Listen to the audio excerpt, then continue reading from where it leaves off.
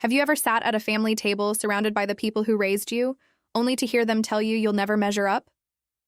I thought my parents loved me for who I was, but one snowy Christmas Eve in New York City turned our family gathering into a wound that never healed.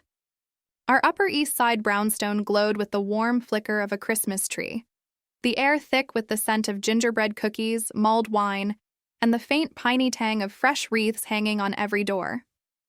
The dining room was alive with the clink of silverware and laughter, our annual Christmas dinner in full swing, cousins swapping stories, aunts passing the cranberry sauce, and my sister Sarah holding court at the head of the table, her engagement ring catching the candlelight.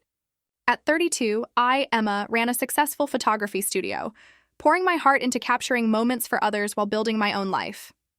Sarah, 2 years younger, worked in finance, always the golden child in Mom and Dad's eyes. But tonight, her smiles felt too polished, Mom's glances too sharp, and Dad's silence too heavy. As we finished dessert, Mom raised her glass, her voice laced with comparison. "Emma, you'll never be as good as your sister," she said, her words slicing through the holiday cheer. The room quieted, forks hovering midair, my cousins exchanging awkward glances. Dad nodded, his tone dismissive. "Sarah's going places. You should learn from her." The gingerbread sweetness turned to ash in my mouth, my hands trembling on the tablecloth. Sarah smirked, her diamond ring glinting like a taunt. I stood, my chair scraping the hardwood, my voice steady despite the storm inside. "Then tell her to stop stealing from the family business to fund her success." The words hung in the air, heavier than the snow falling outside. Mom's face paled, Dad's jaw tightened, and Sarah's smirk vanished. The wreath's pine scent now choked me as I grabbed my coat and walked out, the city's holiday lights blurring through tears, their stunned silence echoing behind me. I didn't look back. I walked through the snowy streets of Manhattan, the cold biting my cheeks, replaying Mom's words and Sarah's smirk. Why compare us? I'd supported the family, even loaned Sarah money for her big break. Something was wrong. The next day, I accessed our shared family business account, one Sarah still had access to from her consulting days. My heart raced as I found a trail of unauthorized transfers, $150,000 siphoned to offshore accounts, forged invoices in Sarah's name, even emails to a shady accountant named Victor about covering tracks.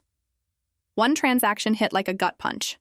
The money from my photography studio's startup loan, redirected to Sarah's luxury apartment down payment. My vision blurred, the scent of my morning coffee now bitter. Sarah wasn't just the golden child. She was a thief, bleeding our family dry while Mom and Dad praised her. For weeks, I played along, sending holiday cards, attending family calls, all while plotting my revenge. The next big event was Sarah's engagement party at a swanky Manhattan rooftop, a high society affair with investors and family friends. I'd make sure it was unforgettable. I dug deeper, finding bank statements showing Sarah's purchases, designer bags, spa weekends, all funded by our business. I traced the money to Victor, contacting him anonymously. "Sarah wants you at her engagement party for a special announcement. 8 p.m. downtown," he replied eagerly, clueless. My heart pounded, but I felt a strange calm, like the quiet before a New York blizzard. The engagement party was a spectacle. Twinkling city lights, crystal flutes, the air filled with the scent of orchids and expensive perfume. Sarah was radiant in a cocktail dress, working the crowd, while Victor arrived, his suit rumpled, his eyes scanning nervously. I waited until Sarah took the small stage for her toast, her voice dripping with false humility as she thanked the family. Then I signaled my assistant, who I'd clued in, and the venue's screen flickered to life. Instead of engagement photos, it showed the bank transfers, the forged invoices, and Sarah's emails to Victor, blown up for all to see. The room fell silent, the clink of glasses stopping dead. Sarah's voice faltered, her eyes darting to the screen. Victor's face drained of color, his drink slipping from his hand. I stepped forward, my voice steady. "Thank you, Sarah, for showing us what family success really means." Guests gasped, Mom's hand flew to her mouth, and Dad's face hardened with shock. Victor bolted for the door, and Sarah stood frozen, the spotlight exposing every lie. I thought exposing her would finally make them see me.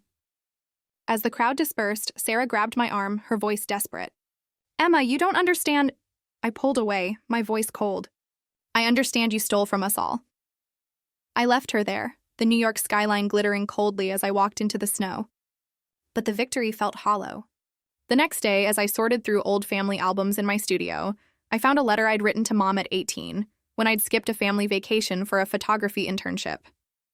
It confessed how I'd lied about being sick, leaving Sarah to entertain relatives alone, making her feel abandoned. Mom had forgiven me, but Sarah's resentment had festered. Had that moment fueled her theft? I'd destroyed her for her betrayal, but standing in my quiet studio, the city's hum louder than my thoughts, I realized the hardest truths aren't the ones we expose. They're the ones we bury, thinking they don't shape the family we become. If this story shattered your world, smash that like button and subscribe to Cheating Stories Twist for more heart-wrenching tales of betrayal and redemption. Have you ever uncovered a family secret that changed how you saw your loved ones? Share it in the comments below, and don't forget to share this video with someone who loves a jaw-dropping twist.